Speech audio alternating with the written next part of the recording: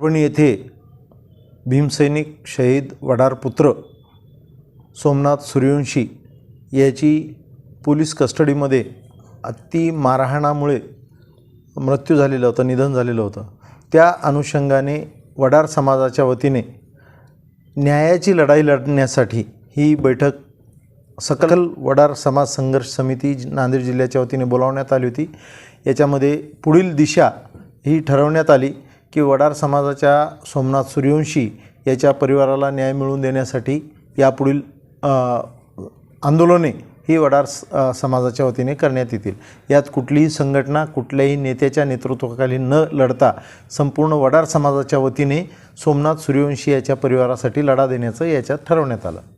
आज सकल वडार समाज संघर्ष समिती नांदेड जिल्हा तर्फे ही महत्त्वपूर्ण बैठक आयोजित करण्यात आलेली आहे। या बैठकीमध्ये आज जे निर्णय घेण्यात आलेला आहे, वडार पुत्र शहीद संविधान रक्षक सोमनाथ सूर्यवंशी याला वीरमरण आलं। पोलीसवाल्यांनी जे त्याला मारहाण केली त्याच्यामध्ये तो मृत्यू पावला आणि आजपर्यंत 2 आठवडे होऊनसुद्धा त्याला कुठलाच न्याय मिळालेला नाही। त्याला जे मारहाण केलेले पोलीस आहेत त्यांच्यावर कुठलीच कारवाई झालेली नाही।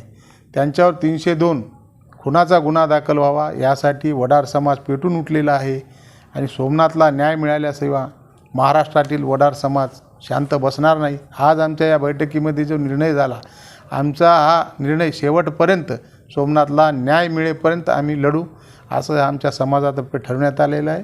एवढं बोलतो।